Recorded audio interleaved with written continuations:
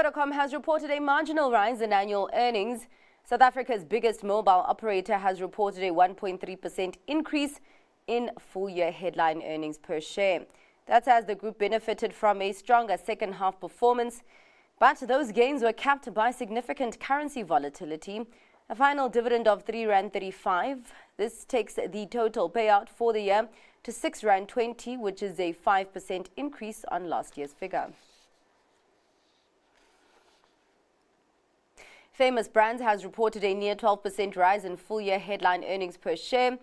The owner of brands such as Steers and Wimpy says while consumers remained constrained during the period, it did manage to lift revenue by 3.2%. A final dividend of 195 cents per share has been declared. This takes the total for the year to 345 cents. Famous Brands says its outlook for the 2026 financial year remains uncertain as geopolitical tension and trade wars persist. Increased activity and operational efficiencies have given Netcare's first-half earnings a boost. That's despite a constrained and competitive operating environment. The private hospital operator has reported an 8.3% rise in normalized group earnings before interest, taxation, depreciation and amortization. Adjusted headline earnings per share are up 20%. An interim dividend of 26 cents per share has been declared. WeBuyCars has reported higher earnings at the halfway stage of its financial year. That's largely due to its expansion efforts, which resulted in higher volumes, increased average unit selling prices, and improved margins and cost efficiencies. The firm, which is South Africa's second largest vehicle retailer, has declared an interim dividend of 30 cents per share. Looking ahead, WeBuyCars says it is committed to its expansion strategy, which will see it buy and sell 23,000 vehicles a month by 2028. The group says the expansion efforts will be funded through existing cash reserves and available debt facilities. Margin pressure in the poultry division negatively affected Astral Foods in the first half, resulting in an almost 50% slump in profit. Back in March, the division suffered a cybersecurity incident that caused the group to incur costs to catch up on a backlog. All in all, the event affected the group's profits by about 20 million rand. Adcorp is eyeing higher year-end profit. The human resources specialist expects its headline earnings per share to increase by up to 71%. Adcorp says it delivered a strong performance for the financial year despite persistent macroeconomic headwinds across its core markets in South Africa and Australia, and that these results reflect the benefits of early cost optimization actions, restructuring initiatives, and the sustained operational discipline across the business. Nissan is looking at reducing its operations, and this could lead to the closure of its plant in South Africa. That's as the automaker embarks on a cost-cutting drive. Sources say it won't just be the SA plant that's in the firing line. Nissan is weighing up the closure of plants in India and Argentina as well, and it's also considering reducing the number of factories in Mexico. A statement on Nissan's website says the closures are speculative and not based on official information, but the company did announce early last week that it intends to cut production plants to 10 from 17 globally as it looks to turn its operations around.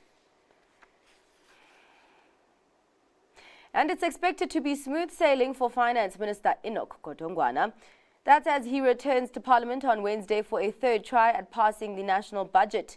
Two previous attempts were thwarted by disputes in the Government of National Unity, where coalition partners were not in agreement about a proposed VAT increase.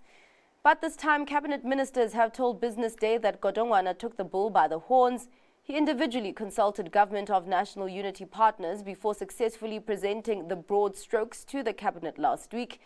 This should pave the way for Budget 3.0 to be passed. In international news, Diageo, the parent company of Johnnie Walker and Guinness, has unveiled a cost-saving plan aimed at slashing $500 million by 2028, following a period of declining sales. The company has also revised its expectations regarding the impact of U.S. tariffs thanks to a temporary reprieve from higher duties. Let's take a look for more detail. Guinness maker Diageo has launched a plan to save $500 million by 2028 after years of sales declines. Its CEO said the move will help the world's top spirits maker deliver about $3 billion free cash flow per annum and reduce debt. The Johnnie Walker maker said US tariffs could hit profits by $150 million. That's down from earlier estimates after Washington threats of higher duties on some Mexican and Canadian alcohol came to nothing. Diageo currently generates around 45% of sales in the US from products that must be made in either Mexico or Canada, including tequila and whiskey brands. The company reported a 5.9% rise in third quarter organic sales and affirmed its full-year forecast. It said growth benefited from an acceleration in shipments to North America ahead of the imposition of tariffs. It expects this effect to reverse in the fourth quarter. And Ryanair reported strong demand across Europe and projected that fares would rebound to recover much of the decline that dented profit last year as consumers struggled with high interest rates. Here's more detail in this report. Ryanair projected that airfares would rebound this summer after last year's 7% fall.